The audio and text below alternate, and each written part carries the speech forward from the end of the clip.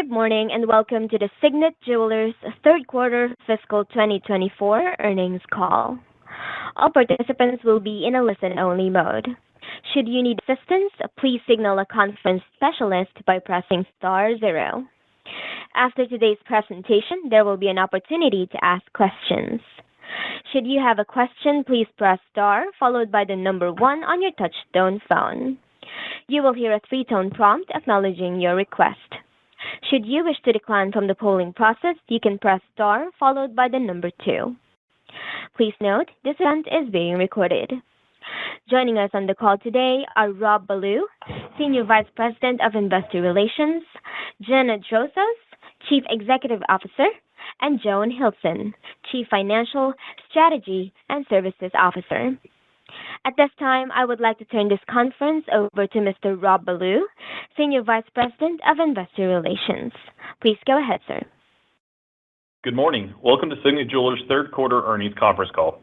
During today's discussion, we will make certain forward-looking statements. Any statements that are not historical facts are subject to a number of risks and uncertainties.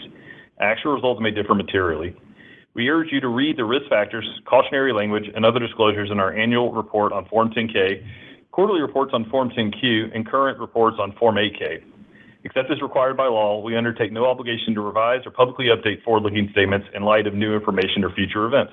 During the call, we will discuss certain non-GAAP financial measures. For further discussion of the non-GAAP financial measures, as well as reconciliations of the non-GAAP financial measures to the most directly comparable GAAP measures, investors should review the news release we posted on our website at ir.signetjewelers.com. With that, I'll turn the call over to Jenna. Thank you, Rob, and thanks to all of you for joining us today. Our team delivered this quarter with non-GAAP operating income at the high end of our expectations. Recall, the jewelry category is experiencing its second COVID, as engagements are down 25% due to the disruption of dating 3 to 3.5 years ago. Through this environment, our team has continued to be agile and innovative, resulting in Signet growing our bridal market share again this quarter. I'm confident we'll grow from this trough next year, just like we rebounded strongly from the closures of the pandemic. Our team knows our customers, creates unrivaled experiences to meet their needs, and delivers on our commitments. And this time of year, their expertise really shines. I'm honored to work alongside them. I'd like to leave you with 3 key takeaways today. First, we delivered our financial commitments this quarter and remain on track to deliver the year. Even as we delivered a profitable third quarter, we invested in marketing and merchandise strategies to deliver our fourth quarter commitment and to drive share gains. Jewelry continues to be an important gifting category, particularly among Gen Z, with Black Friday weekend results in line with our expectations. Second, the multi-year engagement recovery has begun, as we predicted, with engagement ring units beginning to rebound in recent weeks. While we still expect a gradual recovery over the next 3 years, of the 45 proprietary relationship milestones that we track, we have seen the expected progression to late-stage milestones over the past few months. This progression is highly correlated with engagement ring purchases, which we have also seen increase over the last several weeks. Importantly, engagement rings are the catalyst to lifetime value, which makes them a competitive advantage for establishing sustainable long-term growth. Third, our company is strategically positioned to leverage our scale and competitive advantages to help weather the highs and lows of our category and general macro pressures. For example, we are the largest advertiser in our industry by far, with 3 times the annual spend of our nearest competitor. The scale and effectiveness of our marketing spend is reflected in the fact that our top 3 banners, Kay, Zales, and Jared, have top-of-mind awareness among jewelry consumers that is twice that of nearly any other U.S. retailer. Our consumer insights also give us foresight, which, for example, helped us predict the engagement slowdown and reduce our inventory double digits, even while investing in newness for the holidays. Let's look at each of these points, beginning with the quarter. We delivered sales of roughly $1.4 billion this quarter and $24 million of non-GAAP operating income. Prior to the pandemic, the third quarter was consistently a loss quarter for Signet. It's the one quarter of the year without a major gift-giving occasion and is when we are investing in marketing and merchandise delivery for our largest gifting occasion, the winter holiday season. As a result of our transformation, we've delivered 4 years in a row of positive Q3 earnings, all while continuing to invest in both our holiday strategy and our long-term growth. Adding to the obstacles our team navigated this quarter, over-inventoried independent jewelers continue to drive heightened levels of promotion in our category. That said, our brand equities, services, targeted promotional cadence, and sourcing efforts allowed us to increase gross merchandise margin in the quarter up 250 basis points to last year. Further, inventory was down 14% from a year ago, allowing us to bring in more newness, creating a competitive advantage. This includes value-engineered pieces that offer great looks and value at hot price points, along with broad assortments of on-trend gold jewelry such as sculpted gold earrings and necklaces, and strong presence in lab-created items that also provide excellent value. Compared to last year, sell-through of new SKUs increased by 30% in the third quarter. The next point I want to underscore is that we are in the midst of the most popular time of year for engagement ring sales, October through February. As I highlighted above, we've crossed the trough and the engagement recovery has begun. For example, couples moving in together, a late-stage milestone, was up 9 points from early 2022. And Google searches for engagement rings are now 10% higher than last year, the first time they've exceeded the prior year in nearly 2 years. The percentage of couples moving to the engagement phase has improved by 5 points, a statistically significant movement over the last 18 months. Beyond the COVID-driven engagement recovery, we are also seeing more positive attitudes among younger, unmarried consumers toward getting engaged and married. In our most recent survey, nearly 80% of non-married millennial and Gen Z adults say they want to eventually get engaged and married, which is a notable improvement to younger adults from a 2018 survey. That's encouraging, as are the multicultural changes we're seeing in engagements. Moving forward, the majority of engagements in the U.S. will be multicultural, led by growth in Hispanic Americans.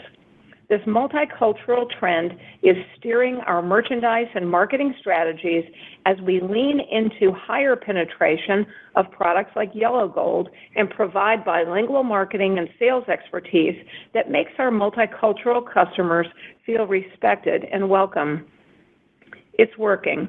In the third quarter, Zales' performance at high Hispanic doors is better by 130 basis points compared to the balance of Zales' fleet, driven by assortment, bilingual consultants and signage, as well as increased Hispanic targeted media. So our data is clear. Engagements are on their way back, and we are positioning ourselves to win. We continue to expect a gradual return to pre-pandemic levels of engagements that will play out over the coming 3 years, a 3-year tailwind that we can leverage for business and market share growth given our scale and our position as the engagement leader of the industry. The recovery of engagement rates is also our catalyst to lifetime value. We provide services that cement customer relationships, including nearly 80% attachment rate to extended service agreements on bridal pieces. We are also increasingly using our customer data platform, loyalty program, and personalized marketing capabilities to meet our customers' ongoing needs for jewelry to celebrate birthdays, anniversaries, and holidays for years to come. For example, we are now approaching 4 million loyalty members, and this quarter, their average transaction value, or ATV, was 40% higher than our non-loyalty members. It's a clear reflection of loyalty as a long-term growth driver and scaled competitive advantage. This brings me to my third and final point. Signet is well positioned to grow reliably over time thanks to the moat of competitive advantages and scale we've built that are unique in our category.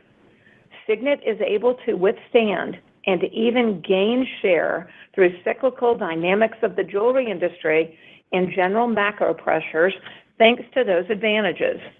A good example is how we are managing the price decline of larger loose diamonds this year. The elevated promotional activity of overstocked independents is a key contributor to driving down diamond prices to pre-pandemic levels in recent months. In contrast to independent jewelers, our product innovation and assortment, promotional priorities, and scaled buying power have delivered stable ATVs all year, including in recent months, both for natural and lab-created diamonds. Within the industry, the natural diamond oversupply situation, which has been pressuring retail prices, is beginning to abate. Independents have been buying less in recent months, and their inventory levels have improved by more than 15 points since the first quarter. Midstream inventory appears to have peaked in June, and major jewelry manufacturers have dramatically reduced their output. Large diamond miners have recently suspended mining activities and sales for 2 months or longer. Further, for the first time in more than a decade, De Beers is stimulating category demand with a branded natural diamond marketing campaign over the holiday season. Combined with the upcoming engagement multi-year tailwind, we believe the natural diamond market should normalize through next year. But what's most important for us as the world's largest retailer of diamond jewelry is that we are strategic with our partners to drive better pricing, better assortment, and better value for our customers by leveraging our inventory discipline and vertical integration. The other growth pillars of our midterm goals are also meaningfully progressing. Our services business, up 5% in the quarter and year to date, has contributed close to 1 point of our gross merchandise margin expansion. For example, we continue making great progress with ESA attachment up to last year again this quarter, improving by 310 basis points. In accessible luxury, we've opened 5 Diamonds Direct stores this year, including 3 since the quarter ended, bringing our total to 30 stores. These stores, once reaching full maturity, generate over $15 million a year in average revenue per store. Our foundry custom jewelry at Jared has grown, including 40% unit growth in Q3 compared to a year ago. This is complemented by our premium assortment doors, which outperformed the balance of the Jared fleet by nearly 900 basis points this quarter. Our digital and marketing capabilities continue to drive efficiencies led by our use of AI in North America and reflecting a ROAS improvement this quarter of 30% to last year in our core banners. We are activating Signet's new CDP for this holiday season more fully than ever before as we target the 35 million people we know have purchased jewelry in the U.S. in recent years and 14 million people we know are in various stages of dating relationships. To summarize my comments today, the competitive advantages that we've built are working. We are positioned to deliver our commitments this fiscal year and are on track to meet our midterm goals. With that, I'd like to hand it over to Joan. Thanks, Jenna, and good morning, everyone. Our performance this quarter reflects our continued ability to deliver free cash flow improvement on lower comp sales. We generated nearly $1.4 billion in sales this quarter, down 12.1% compared to this time last year, with same-store sales down 11.8%. Our performance reflects a 1% improvement in North America's total ATV compared to this time last year, or flat on a same-store sales basis. Also, a 1-point improvement over first-half trends. Traffic was down compared to last year in the mid-single digits. Trends from the second quarter were largely consistent throughout the third quarter across both bridal and fashion, as well as across most price points. As expected, the decline in engagements impacted sales in the quarter, especially in our digital banners, given their more than 80% bridal penetration. Consumer access to credit remains healthy. Overall, payment plan penetration was 46% for the quarter, similar to last year. Approval rates in store improved compared to last year, and the amount financed was in line with the prior year. Credit health has continued into the fourth quarter. We delivered $501 million of gross margin this quarter, with non-GAAP margins increasing 80 basis points to 36% of sales. Within that improvement is a 250 basis point expansion of merchandise margin that reflects the continued strength of our merchandise strategy and the growing penetration of services. Partially offsetting these gains was the deleveraging of occupancy on lower sales. Turning to SG&A, our non-GAAP spend of $477 million, or 34.2% of revenue, was 280 basis points higher than last Q3. This year-over-year change reflects a 50 basis point improvement compared to the first half of this year, driven by our meaningful cost savings initiatives in our seasonally lowest sales quarter. We achieved $65 million in cost savings this quarter, in line with our expectations, bringing year-to-date savings to approximately $140 million. Key drivers of the cost savings include non-customer impact initiatives, such as lower inventory costs related to material recovery, enhanced credit agreements, and overhead efficiencies.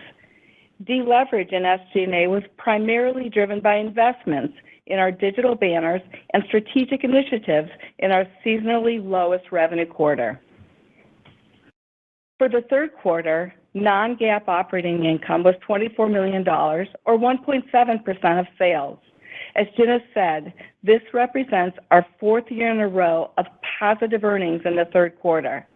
This reflects the flywheel nature of our operating model as we leverage scale and performance to drive consistent cash generation that we then invest to extend our competitive advantages and return cash to shareholders. Turning to services, customers continue to see the value of extended service agreements, or ESAs, outperforming merchandise by more than 15 points this quarter. Consumers continue to be attracted to the great value of our warranty plans, driving overall attachment 310 basis points higher to a year ago, with gains in both bridal and fashion categories. Turning to repair, we've made progress ramping up the capacity of our enterprise-wide service center in Seattle and now in-source appraisal services through Kay and Zales. The Tennessee repair facility continues to grow its B2B client base while also bringing in-house all of Kay and Jared's watch repair needs, with Zales planned to be integrated next year. Turning to fleet optimization, subsequent to the quarter, we sold 15 stores, primarily luxury watch showrooms in the UK, to the Watches of Switzerland Group. The accretive sale multiple generated proceeds of approximately $53 million. This sale represents a gain of approximately $12 million and will be treated as a one-time event. The divestiture of this non-strategic business allows Signet to accelerate key elements of our UK transformation plan. Now, turning to the balance sheet, we ended the quarter with more than $640 million of cash and equivalents, up more than $315 million compared to a year ago. In terms of free cash flow, we outperformed last year by nearly $100 million in the quarter on lower sales, driven by sustainable working capital improvements. We repurchased $35 million, or nearly 500,000 shares in the quarter. Since the end of the quarter, we've repurchased an additional $11 million, or 135,000 shares. This brings our year-to-date total to more than $128 million, and we have approximately $672 million in remaining repurchase authorization as of today. This morning, we also declared a 23-cent dividend to common shareholders. Our return of capital is driven by our consistent free cash flow, led by our flexible operating model and a robust balance sheet, consistently converting over 70% of non-GAAP EBIT to free cash flow in recent years, driven by the structural changes we've implemented. We ended the quarter with $2.1 billion in inventory, which was down $333 million compared to last year, or approximately 14%, or 12.5%, excluding the divestiture of inventory held for sale. Our inventory turn of 1.4 times has improved considerably from a roughly one-time turn 5 years ago. We still see opportunity to improve our inventory turns over the midterm as we leverage AI to drive perfect merchandise assortment by store, leverage flexible fulfillment, and continue to optimize our product life cycles. Each 0.1 turn improvement translates to approximately $100 million of additional free cash flow. Our leverage ratios remain below our targets, with our adjusted gross debt leverage ratio now measuring 2.3 times or 1.8 times on a net basis. Additionally, our net debt to EBITDA ratio is only 0.2 times, compared to 2.1 times in FY20, which highlights the improvement to our balance sheet over the last 4 years. Now, let's look at guidance. We are reaffirming our FY24 outlook, excluding the 15-store asset sale in the UK. The updated outlook reflects the removal of approximately $25 million of revenue and $5 million of four-wall EBIT for the 15-store sale in the UK in the fourth quarter. For the full year, we anticipated these 15 locations to generate approximately $60 million of revenue and $8 million of four-wall EBIT this year. Our top-line outlook for the fourth quarter reflects expectations of a continued elevated promotional activity over the holiday season. We expect engagements to be down mid to high single digits compared to the previous year versus down mid-teens year to date. In the last 3 weeks, we've seen a more than 300 basis point improvement to engagement trends from our Q3 exit rate, and we anticipate further improvement as the quarter progresses. This outlook also reflects Black Friday weekend results in line with our previous guidance expectations for the quarter. Additionally, we have a 53rd week in the fourth quarter, which is worth between $80 to $100 million in revenue. We're also lapping UK strikes last year, which is worth a point in comp sales. We continue to expect cost savings in the range of $85 to $110 million for the fourth quarter. And finally, we expect somewhat less deleveraging on fixed costs in occupancy and labor on higher revenue. Before we move on to Q&A, I want to thank our team for their commitment to our customers as we head into the peak holiday selling season and wish them all a happy and safe holiday. With that, we'll open the line for Q&A. Thank you. Ladies and gentlemen, we will now begin the question and answer session. Should you have a question, please press star followed by the number 1 on your touchtone phone. You will hear a 3-tone prompt acknowledging your request. Should you wish to decline from the polling process, please press star followed by the number 2. If you are using a speakerphone, please lift your handset before pressing any keys.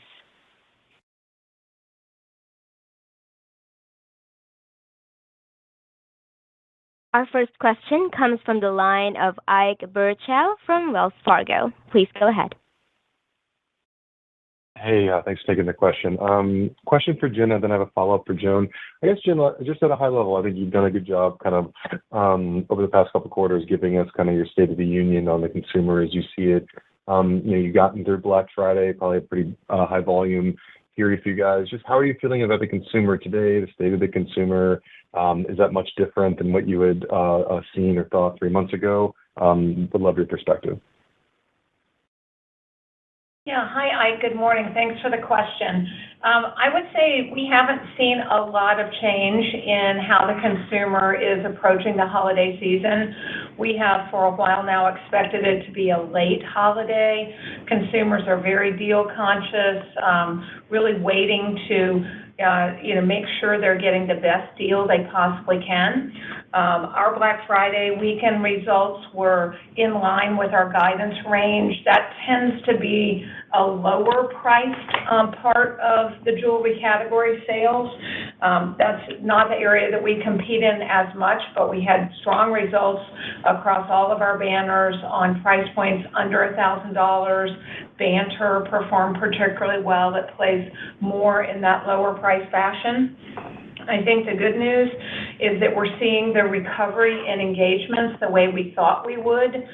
The milestones are tracking. Google searches are above year ago for the first time in a couple of years.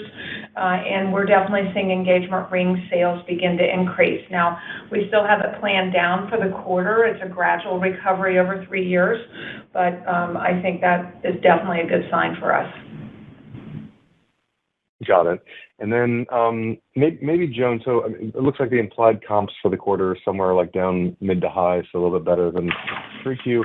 In the slide deck you guys have given, you guys are forecasting engagement trends to be up double digits next year. Just any help with the shape of next year? Just trying to understand, because the comps have obviously, they've been negative double digits in 3Q, now still negative. Like, how do you see the cadence playing out? Anything at a high level might be helpful for us, just as we think about how you guys might be planning the business next year. Sure, Ike. As we said in the prepared remarks, when we look at engagement for the fourth quarter, our expectation is to be down mid to high single digits with respect to engagements. Now, that's an improvement.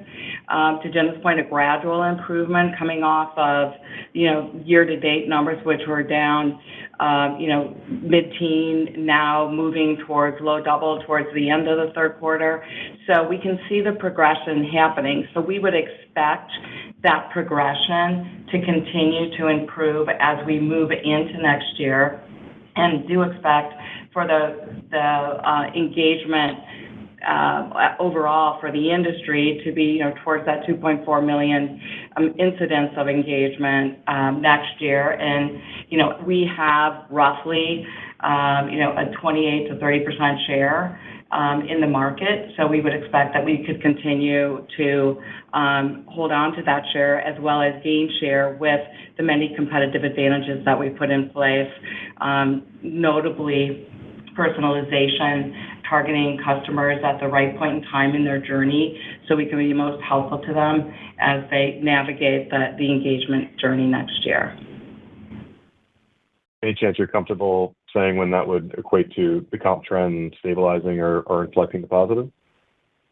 Not at this time, Ike, but we appreciate the question, and as we move into the fourth quarter conference call, we'll be really pleased to share that view.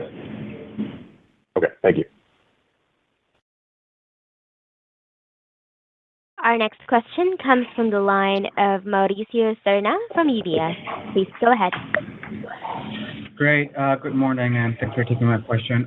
Just wanted to ask on the operating margin. I think the implied guidance at the midpoint for the 4Q is roughly 150 basis points expansion year-over-year, and that's an improvement of what we've seen over the last couple of quarters. Maybe if you could walk us through, like, the puts and takes at the gross margin level and also in the SG&A, just thinking about how each of these are going to move through versus the previous quarters. Thank you. Sure, Mauricio. Thanks for the question. We spoke about in our prepared remarks the third quarter gross margin, and we expect that trend to continue into the fourth quarter. But what we're also expecting is the benefit of inventory-related costs continuing to improve in the fourth quarter, as well as the sourcing opportunities, the assortment strategy that we put in place to optimize margin. And as we see, bridal recovery begin to occur, we'll see a little bit of dilution there. But what's really important, I think, in the fourth quarter to note is that the digital banners are expected to recover. As we said, from our synergies, we're expected to gain roughly 50 basis points related just to the digital banners alone. So sourcing, inventory-related costs, markdown management, services, as well as the digital banner recovery is what we see in gross margin. Cost savings, again, which do affect gross margin as well, are related to the same things. Inventory-related costs, the very disciplined inventory management that our teams widely provide, as well as the clearance related to that. We take leaner marks on our clearance because of our strong position, and we're able to leverage it as strategic promotion. That provides us margin expansion as well. I would note there's some offset for fixed cost leverage, but given the size of the quarter, it's less. And so there's less deleverage for occupancy costs, if you will. And then the cost savings are just continuing. We have marketing opportunities. We have indirect procurement costs and general overhead costs that are cost out for us. There are structural changes in our business that we have put in place and implemented, over the last, 5 years. We'll have close to $835 million of savings, just over the course of our transformation. So we'll continue to drive on costs the customers don't care about. Got it. And then maybe if you could just elaborate a little bit more on what you're seeing on the lab-grown diamonds dynamics. I know there's been concerns about, incremental capacity, and maybe some pressure on the prices.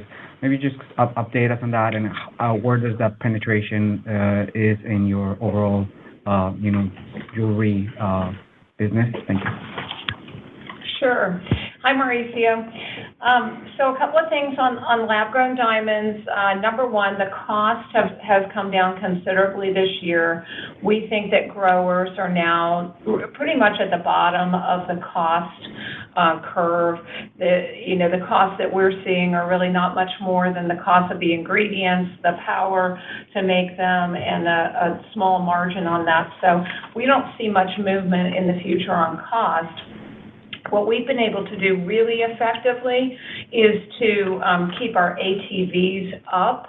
We've done that both on natural diamonds and on lab-created. In part, that's because of the average price of a typical diamond sale for us. We're able to trade customers up into a lab-created at a higher ATV, and we've branded lab-created. We've brought innovation. Our team has done a really nice job strategically managing that so that it's become a margin help, but not a revenue headwind. I think as we go forward, you asked a little bit about penetration.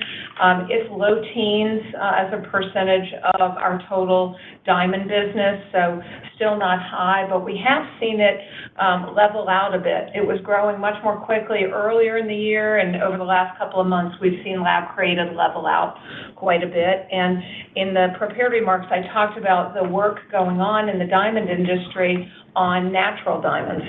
They're special, right? It's finite supply, et cetera, and so we're really seeing a lot of good work going on that is causing, I think, some of the pressure on natural diamonds to abate. We would expect that to kind of level out to a more normalized place next year.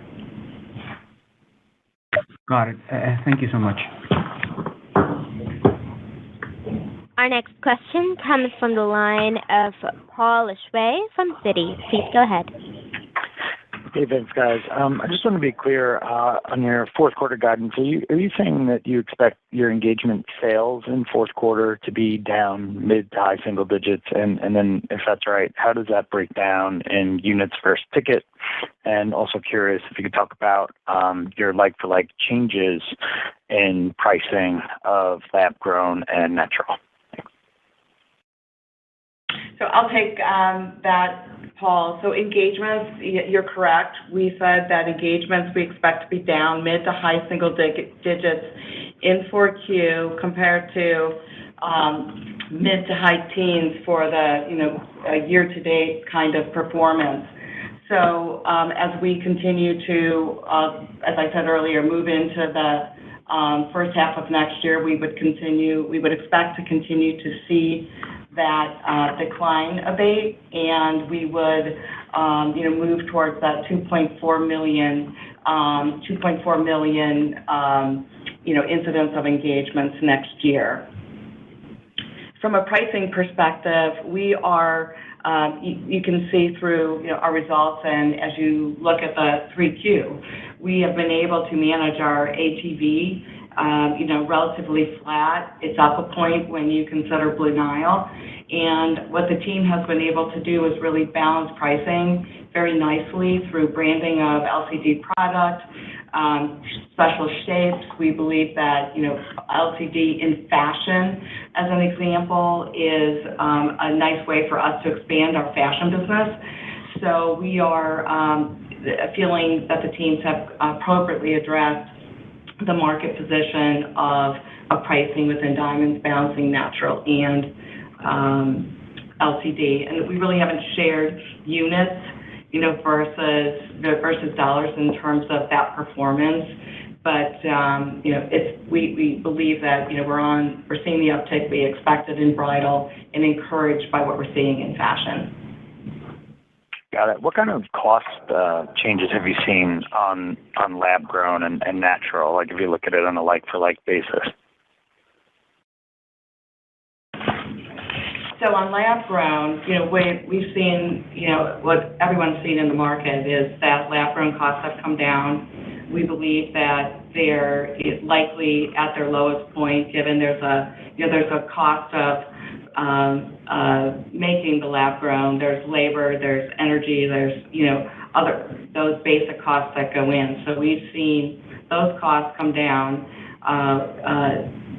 within lab, and our pricing we've been able to manage, as I said earlier, with the special cuts and the branding.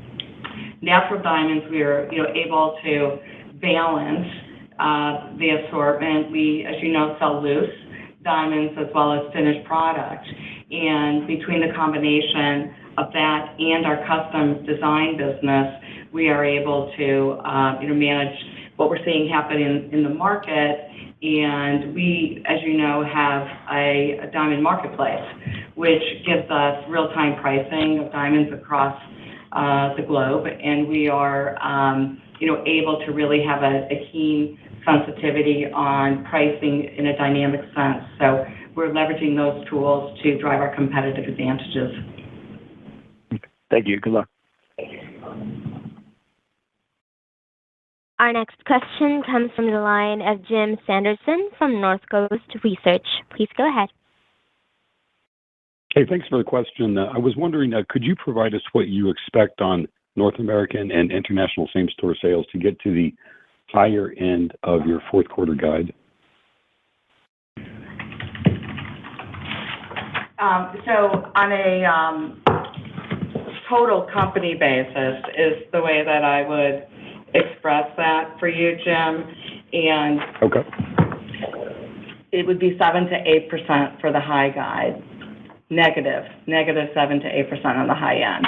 Now remember, in the fourth quarter, just to give you a little color on that, our revenue position, not in the comp, but we have that extra week, which we have stated is $80 to $100 million. In the UK, as you mentioned, international, the UK is cycling the strikes from last year, so that's reflected as they have a better comp than North America relative to that, as well as recall the UK sale of the locations for the watch showrooms, and so that is removed from the base as well. Understood. So a lot of moving parts there. Yeah. A follow-up question. Yes, but... Yeah, just a quick follow-up question, just following along on the recovery of the engagement cycle. How do you foresee the recovery of the engagement average transaction value and unit profitability as this recovery in engagements takes place? And that's given the changes in demographics that you've called out, maybe changes in consumer preferences that are different today than pre-COVID. Hey, Jim. I think the biggest change will be in units. So we've seen couples progressing through the milestones that we've identified. We see a statistically significant, growth in people getting to that last stage, which is when they choose to get engaged. So units is where we would expect to see an increase. ATVs have been pretty stable for us across lab-created and natural all year. We're bringing innovation that we think appeals to multicultural customers. Yellow gold is a great example of that. They tend to have a preference. Brand names is another example. We haven't seen anything that would indicate that a shift toward more multicultural engagements would cause a significant difference in ATV. We'd expect it to be, very similar to what it is today. The one thing I would say is that we do know among Hispanic customers is that they tend to have a preference for natural diamonds over lab created, and so that'll be an interesting trend for us to look at going forward. All right, thank you very much. Our next question comes from the line of Lorraine Hutchinson from Bank of America. Please go ahead. Hey, this is Melanie on for Lorraine. I just had a question about the promotional landscape, specifically for Black Friday. I know you said Black Friday came in, in line with expectations, but how were promotions across the different banners? And, anything else you can provide on traffic and price points for Black Friday, Cyber Monday? And then still on promotions, what are you embedding in 4Q for the holidays? Thanks. Sure. So, it's been a different holiday season. Over the last couple of years, we've seen consumers shop early, in part due to supply chain challenges. They came into the market to make sure they could get the holiday gifts they wanted before they sold out. This year has been quite different. We've, been predicting for a while the holiday would come quite late. Usually the earliest shoppers for jewelry for holiday are women buying at lower price points for gifts and for themselves. We saw that as the primary customer during Black Friday weekend. Promotionality was very high on those lower price point goods. We were competitive in that context, both through the way we're able to do targeted promotions, given our CDP and our personalization capabilities, but also we offer a great value through our sourcing and our vendor relationships. So as we move through December, we would expect to continue to see a high level of promotionality. I think that will come up into higher price points as independent jewelers are still trying to clear some of the inventory they had from last year. We have a very healthy inventory, so our level of newness is excellent. One of the encouraging things that we've seen is that year to date, our newness is selling 30% faster than it did a year ago. So, that's what consumers tend to look for in this kind of an environment. They look for a great value, which we can provide because of our sourcing capability, and they look for innovation. And we think that's an area where we will really stand out. So all of that to say it was very promotional in Black Friday at lower price points. We think it'll be promotional for the rest of the season, and we're ready for that.